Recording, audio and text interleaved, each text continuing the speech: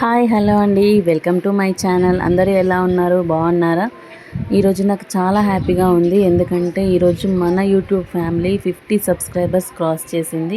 అందుకే చాలా హ్యాపీగా ఉన్నాను. ఇలాగే మీ సపోర్ట్ నాకు చాలా అవసరం.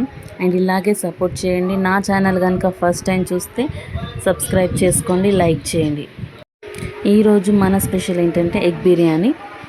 ముందుగా బగోన్లో నీళ్లు తీసుకొని అందులో గరం మసాలా, పచ్చిమిర్చి, కరివేపాకు, పుదీనా వేసి కొద్దిగా నెయ్యి వేసి మరగనివ్వాలి. ఇప్పుడు పక్కకు ఇంకో కడాయి పెట్టి అందులో కొద్దిగా నూనె వేసి ఉల్లిగడ్డలు వేసి బ్రౌన్ కలర్ వచ్చేంత వరకు వేయించుకోవాలి.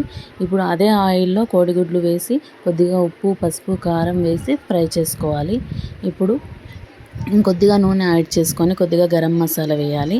అలాగే ఉల్లిగడ్డ వేసి కొద్దిగా ఉప్పు వేసి కొన్ని పచ్చిమిర్చి, కరివేపాకు, కొత్తిమీర, పుదీనా వేసి బాగా కలిపి ఉల్లిగడ్డ కొద్దిసేపు మగ్గనిచ్చుకోవాలి.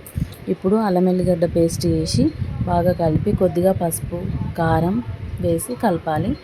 ఇంకా ఇందులో 1 కప్పు పెరుగు వేసి కలపాలి. అలాగే కొన్ని నీళ్లు వేసి కొద్దిసేపు ఉడకనిచ్చి దగ్గరికి రానివ్వాలి. ఆయిల్ అనేది బాగా పైకి తేలేంత వరకు కొద్దిసేపు ఉడకనివ్వాలి. ఇప్పుడు అప్పట్లోపు ఈ ఎసరు వచ్చిన తర్వాత ఈ నార్మల్ బియ్యంతోనే నేను ఎగ్ బిర్యానీ చేశాను. దీన్ని అందులో వేసి 90% ఉడకనివ్వాలి. ఇప్పుడు అందులో కొద్దిగా నిమ్మరసం యాడ్ చేసి ఇప్పుడు ఆ కర్రీని వేరే గిన్నెలోకి ట్రాన్స్ఫర్ చేసి ఈ ఉడికించిన అన్నాన్ని దానిపై వేసి మనం ముందుగా ఫ్రై చేసుకున్న ఉల్లిపాయలు, కొత్తిమీర, పుదీనా, కొద్దిగా నెయ్యి వేసి ఉల్లిపాయలు వేసి 10-15 నిమిషాలు బాగా దమ్ కానివ్వాలి. అలాగే టేస్టీ బిర్యానీ రెడీ అయిపోతుంది.